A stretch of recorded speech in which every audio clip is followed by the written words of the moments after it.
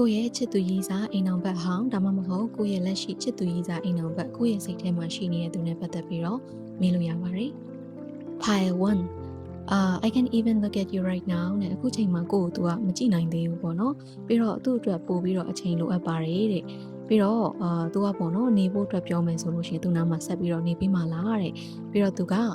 အရန်ကိုပေါ့နော်တဝင်တိုတက်တဲ့သူပေါ့လေနော်မနာလိုဝင်တိုတက်တဲ့သူလို့လည်းသူကပြောထားတယ်။ပြီးတော့သူကိုယ်တိုင်ကကိုယ့်အတွက်ပေါ့နော်လူစွမ်းကောင်းတစ်ယောက်ဖြစ်ခြင်းနဲ့သူတစ်ယောက်ဖြစ်ပါတယ်ပြီးတော့သူ့ရဲ့ပေါ့နော်ပျော်ရွှင်မှုကသူ့အတွက်အဓိကကြတဲ့အရာတစ်ခုဖြစ်ပါတယ်တဲ့ပြီးတော့နောက်ဆုံးကကတော့ sex with you တဲ့ကိုယ်လည်းဆွဲလန်းနေတဲ့ပုံပဲနော် Pile 2က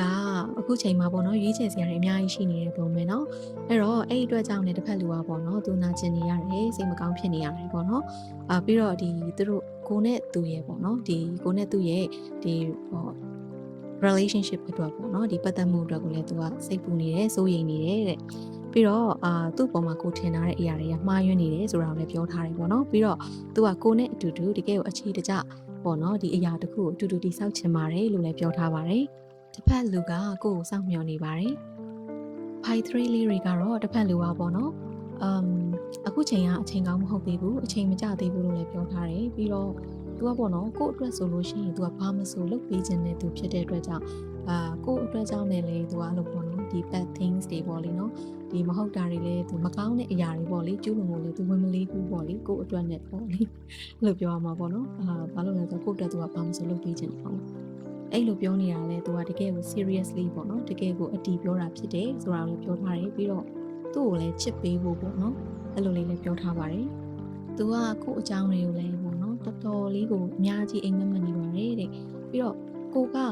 သူ့အတွက်ပေါ့နော်တကယ်ကိုအလင်းရောင်တခုဖြစ်တာကြောင့်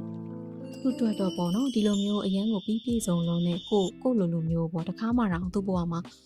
imagine ပေါ့နော်တခါမှတော့စိတ်ကူးပုံဖော်တာတွေမရှိခဲ့ဘူးပါဘူးတဲ့ကိုတော့တော်တော်လေးလေးစားအထင်ကြီးပုံရတယ်ပေါ့နော်သူ့ကိုဂေးရောစိုက်ရလားတဲ့ပေါ့နော်အဲ့လိုလေးလည်းမေးထားပါတယ်โอเคဒါကတော့ဒီနေ့အတွက်ပေါ့နော်ဒီ pick up file reading ဖြစ်ပါတယ်ကိုနဲ့ energy ကိုက်ညီတယ်ဆိုရင်ဒီ channel ဒီ page လေးကို like follow subscribe လုပ်ခဲ့ပေးပါနော်ကျေးဇူးများတင်ပါတယ်